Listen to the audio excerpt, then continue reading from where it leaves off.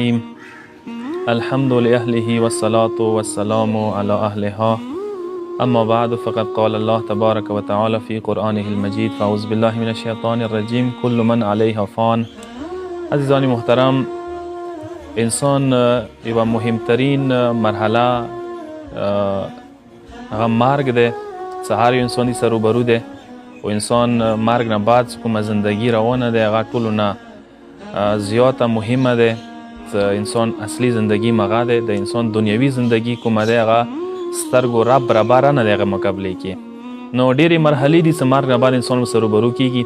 یوه مرحله انسان مرگ نه بعد هغه سره روبرو کیږي جنکندان ده و جنکندان کې سهولات والا مسئله ده. جنکندان دور اسانه مرحله نه ده، سخت ترین یوه مرحله ده. نو زه یو څو شیو طرف ته اشاره ته کوم چې هغه ذرې سه جنکندان د انسان اسانیږي که دا ذمهداریو باندې دغه وظایفو باندې انسان عمل کوي دنیا کې وخت سره انسان جنکندانو سره سهولت سره وځي، اسانۍ سره جنکنداني کیږي. یو شی هغه کې قوي ایمان دی. کوم انسان سره دنیا کې ایمان مضبوط وي، قوي ایمان غټه نښه دا ده چې فصلي موسمي ایمان انسان نه وي. مطلب دا چې انسان چېرته ویلی نه وي، خونې کې وي، خونې نه بهر وي، خپل وطن کې وي، پردي وطن کې وي. انسان هغه شیونه چې کوم عملونه کوي، کوم لمونځ کوي، روژه ساتي، دغو شیو باندې هر چېرته پابند وي. نه چې زه خونې کې مسلمان یم، خونې نه بهر څه کله لاړ شم پردي شهر ته، پردي ملک ته، بیا مسلمانۍ پرېږدوم، دې ته د ایمانه نشي ویلی. دا فصلي موسمي ایمان دی. وخت سره انسان ته راشي، وخت سره انسان نه وځي. داسې ایمان انسان ته فایده نه ورکوي.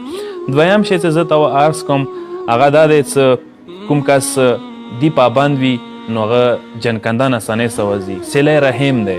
انسان کلی وطن کې تعلقات ښه وي، خصوصا رشته دارو سره تعلقات ښه وي، راشه دیر شوي، خلکو خوشحالۍ کې، خلکو مړي کې هغه حاضر وي، هغه صله رحم کوي. خصوصا بیا وړونو سره او پلار و مور سره تعلقات بهتر وي.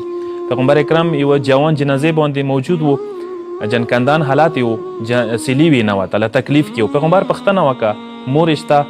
چولڅه یا رسول الله مور شته؟ مور نه پوښتنه وکړه څه خفه خو نه وي بچي نه دی؟ پیغمبر ته دی یا رسول الله دینه زه خفه یم، شپې کاله کېږي ما سره مروار و. پیغمبر ته وتهیي چې ماله مخکې نه دا ته وبخښه، جنکندان ډېر سخت دی، جنکندان دې وځي نه. پیغمبر واجې نه هغې ښځې هغه بچی وبخښلو، معاف یې کړلو، نو هغه جنکندان ډېر سهولت سره وشولو. یو شی چې بل زه ذکر کوم درته هغه دا دی چې کوم کس دي پابند وي هغه جنکندان اسانۍ سره وځي. کوم کس د لمانځه پابند وي، وخت سره لمونځ کوي، نو جنکندان اسانۍ سره وځي. یو بل شی چې روایتو کې راغلی دی هغه د ورمنې زهرا سلام الله علیها تسبیحات دي چې د کوم لمانځه نه بعد ما ورته وسیایو. دا وړوکی شی نه دی. مولا امام باقر علیه الصلاة وسلام یایي چې که چیرې خو دینه قیمتي تحفه پروردګار سوی نو هغه به پیغمبر په ترو خپلې ورمنې زهرا ته ویر کړې وه. خو دا ډېره قیمتي خزانه دی، مو سره دی. چوک چې دي پابند وي هغه جنکندان اسانۍ سره وځي. یو بل شی چې هغه ذکر کوم درته ګوتې چول دي، خاص کر ښي لاس کې، بیا خاص کر اکي ګوتې چې کوم کس استملوي هغه جنکندان اسانۍ سره وځي. یو بل شی چې روایتو کې راغلی دی شپږم شی چې ذکر کوم درته ووارې دا ذکر کول دي سبع المنځ نه بعد و مغرب المنځ نه بعد، لا حول ولا قوة الا بالله العلی العظیم. چې دا ذکر کوم کس سبع المنځ نه و مقام المنځ نه بعد کوي هغه جنکندان اسانۍ سره سهولت سره وځي، جنکندان سختۍ و نه هغه بچیږي. اووم شی چې زه ذکر کوم دعای عدیله دی. مفاتیح الجنان کې شته دی. دعای عدیله کم از کم انسان کال کې یو څو ورې وایي، نه وي کم از کم عمر کې یو ورې وایه دعای عدیله. دعای عدیله هغسې دعا دی چې دې کې ته خپل عقایدو ذکر کوي چې کوم شی باندې د ایمان دی، خدای نه، پیغمبرانو نه، امامانو نه، قرآن نه، قبر نه، معاد نه، اخرت نه، دا ټولې عقیدې ته رخلې خدای باندې سپارې چې خدای دا تا ته امانات کې دیر کړي. او جنکندان ټیم کې پروردګار علم دا عقیدې انسان ته دوباره واپس خدای ویر کوي ملایکې په ترو. نو کم از کم دعای عدیله یو ورې ولولو. اخري شی چې زه ذکر کوم چې هغه انسان که چیرې کوي نو جنکندان سختۍ و نه وځي. جنکندان سختۍ هغه دپاره بیا اسانې کیږي. قرآن مجید تلاوت دی، قرائتها بعد کل صلات، خصوصا هر لمانځه نه بعد او قرآن مجید تلاوت کم از کم یوه صفحه ویلی نه وي چې انسان پابند وي د دغه شي نو هغه انسان جنکندان اسانۍ سره وي. جنکندان ټایم کې مشکلاتو سره نه وي روبرو، سختیو سره نه وي روبرو.